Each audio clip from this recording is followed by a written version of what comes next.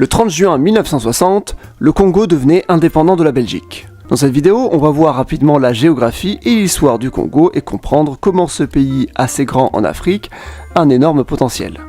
Sûrement un des plus grands potentiels au monde. Le Congo est un pays en Afrique centrale, son nom officiel est la République démocratique du Congo. Il est voisin d'un autre pays qui s'appelle Congo aussi, la République du Congo. La République du Congo est une ancienne colonie française, alors que la République démocratique est une ancienne colonie belge. Mais dans cette vidéo, quand je parle du Congo, je parle de la République démocratique. Le Congo fait 2,3 millions de km², ce qui classe le pays en 11e position depuis 2011. Avant 2011, le Congo était en 12e position, car il y avait le Soudan qui se hissait dans le classement, c'était avant que le Sud-Soudan ne s'en sépare. Et avant 1991, le Congo était en 11e position aussi, c'était avant l'indépendance du Kazakhstan. Depuis la division du Soudan, le Congo n'est même pas le plus grand pays d'Afrique, c'est l'Algérie. Sauf qu'à la différence de l'Algérie, sa surface c'est pas que du désert, mais plutôt de la forêt ou de la savane. Sa capitale est Kinshasa, voilà pourquoi on surnomme parfois le pays Congo-Kinshasa. L'autre est surnommé Congo-Brazzaville, car sa capitale est Brazzaville. Le Congo a une géographie fantastique, mais avant d'en parler, je propose un petit bref historique. Le Congo est issu d'un territoire conquis par le roi des Belges. Les frontières actuelles sont dessinées en 1885 à l'issue du congrès de Berlin. On accorde ces terres au roi des Belges, Léopold II. C'est ses terres. Pas une colonie belge, c'est vraiment ses terres à lui. Il exploitera bien le territoire, ce qui entraînera la réduction de la population par 2. Il y a eu plein d'atrocités réalisées par le roi, c'était sa propriété, il faisait un peu ce qu'il voulait, il n'y avait aucune loi. Suite à la découverte de toutes ces atrocités, le Congo est donné à la Belgique directement, il devient donc une colonie. Aujourd'hui, Léopold II est une figure très controversée, car à l'origine de ce massacre qui aurait entraîné la mort de 10 millions de personnes environ, les chiffres peuvent beaucoup varier. Le Congo devient donc une colonie belge en 1908, pour ensuite devenir un État indépendant en 1960. Le pays va connaître plusieurs phases. Entre 60 et 65, c'est la crise du Congo, période de confusion avec changement de gouvernement. En 1965, Mobutu, l'ancien chef d'état-major, prend le pouvoir et transforme le Congo en une dictature personnelle. Le pays est renommé Zaïre en 1971 et il reste au pouvoir jusqu'en 1997. Le Zaïre devient un pays aligné sur les Occidentaux et est anticommuniste. Plusieurs guerres vont concerner ce pays. Tout d'abord la guerre civile angolaise où le Zaïre soutient les rebelles anticommunistes, les guerres du Chaba qui sont des rébellions sûrement soutenues par l'Angola à la fin des années 70, et enfin dans les années 90, les guerres au Rwanda puis directement au Congo. Mobutu perd le pouvoir en 97 suite à la rébellion menée par les troupes de Kabila. Kabila prend le pouvoir et meurt en 2001 lors de la deuxième guerre du Congo. C'est son fils qui devient président ensuite, Joseph Kabila. On peut dire que Joseph Kabila détient le pouvoir depuis 2001. Il est président jusqu'en 2019. Depuis, c'est Félix Tshisekedi, le président, fils d'Étienne Tshisekedi, ancien ministre et un des plus célèbres opposants de l'histoire du Congo. Bon, retournons à une géographie un peu plus générale pour comprendre le Congo et notamment sa démographie. Comme on peut le voir sur les images satellites, le Congo est divisé en 2 grandes zones. Une zone où il y a de la forêt dense au nord et des plaines dans la zone sud, avec parfois des forêts moins denses. Avant d'entrer dans les détails géographiques, voici un aperçu des provinces du Congo.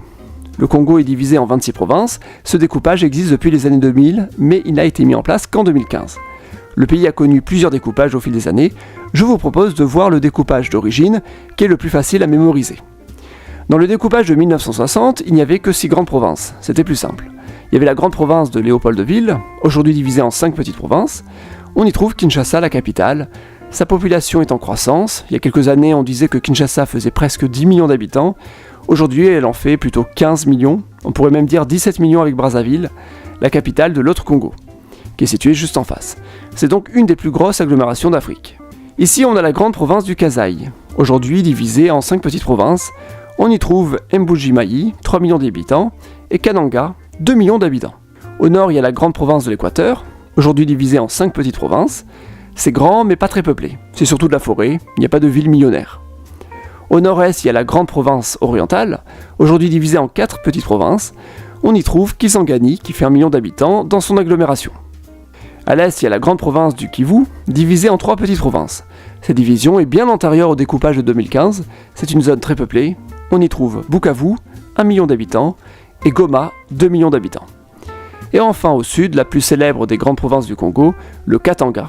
Aujourd'hui divisé en 4 petites provinces, on y trouve Lubumbashi, presque 3 millions d'habitants. La deuxième ville la plus importante du Congo, le Katanga, est une région très riche. On trouve donc 7 agglomérations millionnaires dans ce grand pays. Mais j'en viens au sujet principal de ce chapitre, la population du Congo. Combien y a-t-il d'habitants dans ce grand pays ?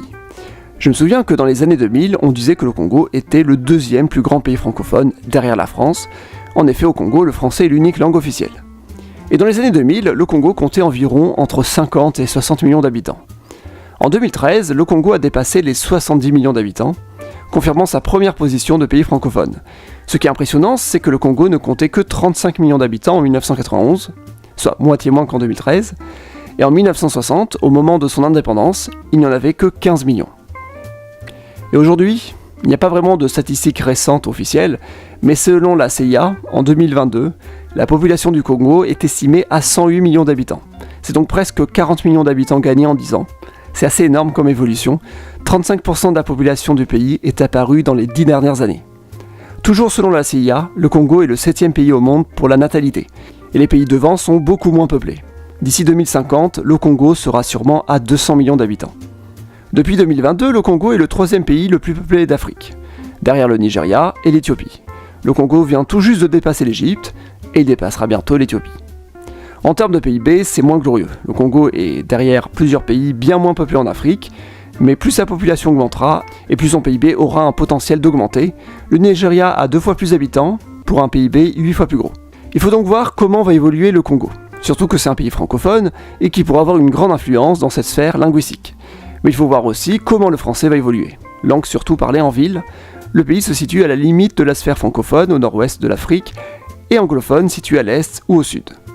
L'anglais est donc la principale langue étrangère étudiée. Le néerlandais, lui, langue de la Belgique aussi, n'a jamais été vraiment présent. À part ce français officiel, et encore peu parlé, on trouve des langues nationales, qui elles aussi sont rarement des langues maternelles. Tout d'abord, il y a ce qu'on appelle le Kikongo, qui est en fait plutôt une famille de langues et de créoles, dont le plus connu est le Kituba. C'est le nom qui a donné le nom du pays. La langue est parlée surtout là où il y a accès à la mer, c'est donc la première langue croisée par les colonisateurs. Encore plus parlé, nous avons le Lingala. Le Lingala concerne aussi la capitale, Kinshasa, c'est donc en quelque sorte la principale langue de communication au Congo. Mais à l'est, on trouve une autre langue encore plus parlée. C'est le Swahili, la plus célèbre des langues africaines. Au centre, on parle le Chiluba. Les populations du Congo parlent ensuite une grande variété de langues maternelles. On en compte des centaines, mais l'instruction à l'école se fait dans une des 4 langues nationales, précédemment citées, en fonction de la région, et en français. Vu que le Congo voit sa population augmenter, c'est l'économie qui va jouer un rôle clé. Et pour le moment, le Congo a un gros avantage, les ressources sont énormes. On trouve de l'or à l'est, surtout dans le Kivu. Dans le Kasaï, on trouve des diamants. C'est pas du diamant de bonne qualité, mais plutôt pour l'industrie. C'est un des plus gros producteurs au monde. Le Congo est un des plus gros producteurs de cuivre au monde, surtout dans le Katanga, et c'est le premier producteur de cobalt au monde, toujours dans le Katanga. Le Congo est aussi un grand producteur d'étain, on en trouve surtout à l'est, et encore au Katanga. Vous l'aurez compris, le Katanga est la région riche du Congo. C'est pas pour rien que la province a cherché à devenir indépendante dans les années 60. Le Congo est donc un pays bien divisé. La capitale, Kinshasa, se trouve dans la zone où on parle le Lingala, c'est le centre politique, mais les ressources se trouvent à l'autre bout du pays, où on parle le Swahili. Et le Swahili est parlé à l'est. Ces régions sont donc tournées vers l'Afrique orientale ou australe. Au Kivu, depuis les années 2000, il y a encore des conflits. On parle de la guerre du Kivu. Mais il y a encore d'autres divisions. Certaines sont symboliques, comme le décalage horaire. Le Congo est le seul pays au monde où sa capitale n'est pas située dans le fuseau horaire le plus peuplé. Mais c'est surtout au niveau des infrastructures que la division se fait ressentir. Le chemin de fer est le plus flagrant. Kinshasa et Lubumbashi, les 2 villes les plus importantes, ne sont pas reliées par train. Pourtant, le train existe dans les 2 villes, mais elles sont dans 2 réseaux distincts. Kinshasa n'a qu'une ligne pour aller vers la mer, et Lubumbashi a un réseau pour relier le centre et l'est du Congo. Mais c'est un réseau très vétuste qui date de la colonisation. Au nord, il y a Kisangani, une des villes millionnaires. Elle est reliée directement à Kinshasa par le fleuve Congo. Ce fleuve sert d'axe de transport, mais au-delà de Kisangani, il n'est pas navigable. Il n'y a pratiquement aucun pont sur ce fleuve, il coupe le pays en 2, et même la route reste limitée. Kinshasa et Brazzaville, les 2 capitales congolaises, sont face à face sur ce fleuve, mais il n'y a pas de pont. Le principal pont du fleuve se trouve à Matadi, à la frontière de l'Angola. D'ailleurs, le Congo n'a qu'un petit accès à la mer, et le fleuve Congo n'est même pas navigable jusqu'à la mer. C'est donc de nombreuses infrastructures que le Congo doit mettre en place s'il veut pouvoir bien profiter de ses richesses. En attendant, la communication peut se faire via l'étranger. Le Katanga est relié à l'Afrique australe par exemple. Il y a évidemment d'autres problèmes, la grande corruption, 10e pays le plus corrompu au monde, et le manque de démocratie, 4e pays le moins démocratique du monde. Aujourd'hui, parmi toutes les nouvelles provinces du Congo, La plus riche est celle du Lualaba, située au Katanga. C'est là qu'on y trouve les principales ressources minières, dont sa capitale et le symbole, la ville de Kolwezi. Cette ville s'était même rebellée contre le gouvernement de Mobutu dans les années 70. Elle a même abrité de grandes populations européennes venues pour les affaires. En 78, elle est prise en otage par des rebelles, sûrement financés par l'Angola, avant d'être libérée par une opération franco-belge venue aider le gouvernement.